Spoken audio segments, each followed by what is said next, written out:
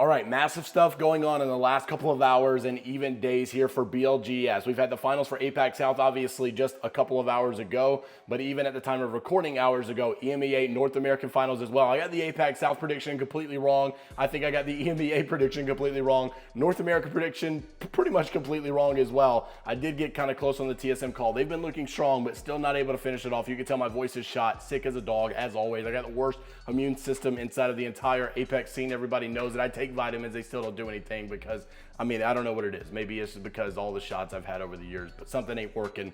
But anyways, we're here for BLGS news. And first off, I wanted to make mention of APAC South. I did get this one wrong last night. I predicted that you would have Guild win, maybe Lonely get let gone, maybe Makers. No, they all were on match point given, but Weibo Gaming was able to come out in the end and get the dub. 92 points. They did not have the most points on the night, but they did have second most points. Heroes, though, in second. They were looking strong at the time of recording that video, but Weibo was able to come back in the end after game 8 and able to pull it away. Guild in third with 91 points. They looked very strong. I did predict them to win. However, they did not go on to do so. Lonely let gone. They were able to, stay top 4. I feel like Roe has honestly been very, very consistent all BLGS season long, so hopefully we see good results continue to come out of them.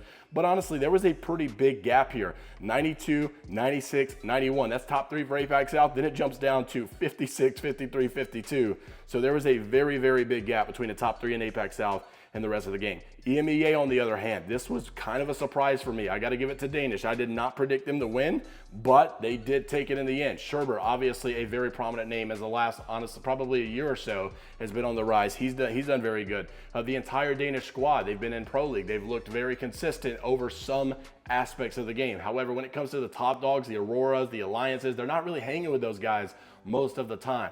This case, however, they were able to show up when it mattered most. They were able to win the regional finals for EMEA, so good for them. They did not have the most points, however. They did kind of, I wouldn't say fall to the match points. Basically, all the other teams fell to at the hand of the match point system, and Danish was able to take advantage of that match point system. They had 88 points versus 106 out of Alliance, but Danish still was able to win that game 9. But that's what was able to secure their victory in the end. Alliance in second with 106 points. Crazy enough, they did not win a single game all day long. And they, even though they had the most points, they were the most consistent all day, but did not win a single game. And obviously, you're just not going to win. You have no championship hopes whenever you can't win. Forbidden in third, Aurora in fourth, Devlum in fifth, FaZe Clan in sixth, VCGO, SJP2, and Full English all did make match point.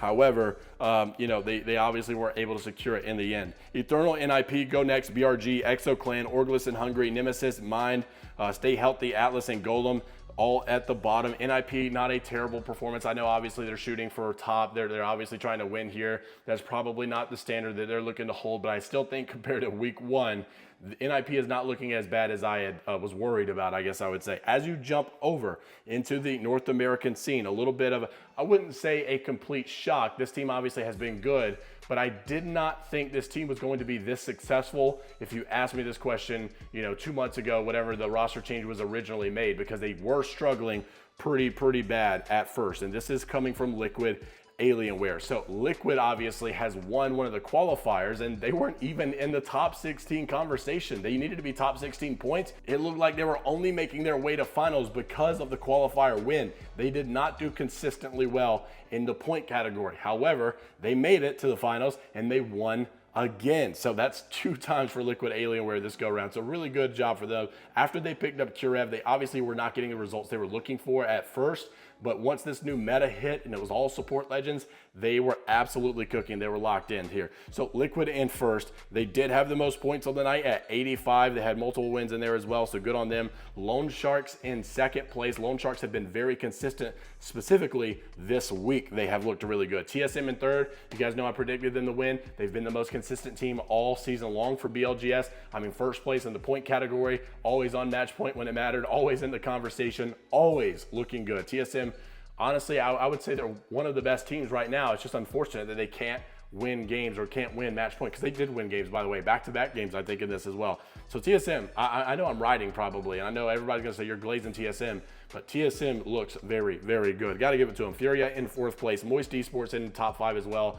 Those are all your match point teams. So after that, you've got Leave No Witness, Team Falcons. Honestly, many are saying, okay, Falcons should have made it, but Sykes also went on a little bit of a rant for LG, saying, no shot or no shade here, but a lot of people aren't taking BLGS as serious, or it's all about ALGS, right? ALGS is the end-all be-all, so nobody's really tweaking over BLGS results. At the end of the day, it is a big tournament, it's a major tournament, it's one we're definitely going to cover, and obviously props to everybody that's putting this on. So I kind of want to point that out there to say, hey, look, Falcons not in the conversation, not winning.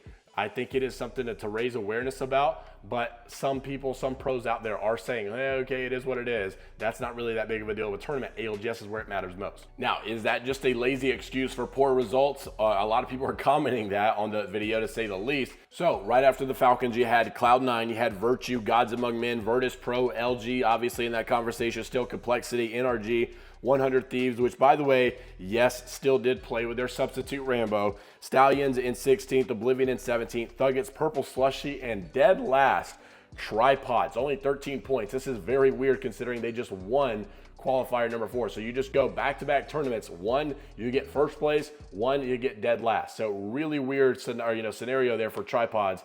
But obviously, I would say overall they've improved. Overall, they're still a lot more of the conversation today than they were 3 months ago. I definitely think that they're improving. They're getting better. They look more like a solid team than all year long, or all BLGS season long. They were in that top 5 conversation of points. So you got to tip their hat. You got to tip the hat to them. Those guys obviously have been getting better. I don't know what happened this tournament. Just a bad tournament. Obviously not what they were looking for, not what they were going for. And I'm having to come back to add this in, but unfortunately for the Tripods, this is the end of the road. Deeds had actually just recently reported that after the BLGS Regional Finals loss, along with Gent, the entire roster of the Tripods is splitting up. They are looking for rosters for year 5. This is good news because obviously at least they're going to be sticking around in the game. Bad news because the Tripods, which obviously was a fan favorite roster, will be splitting apart.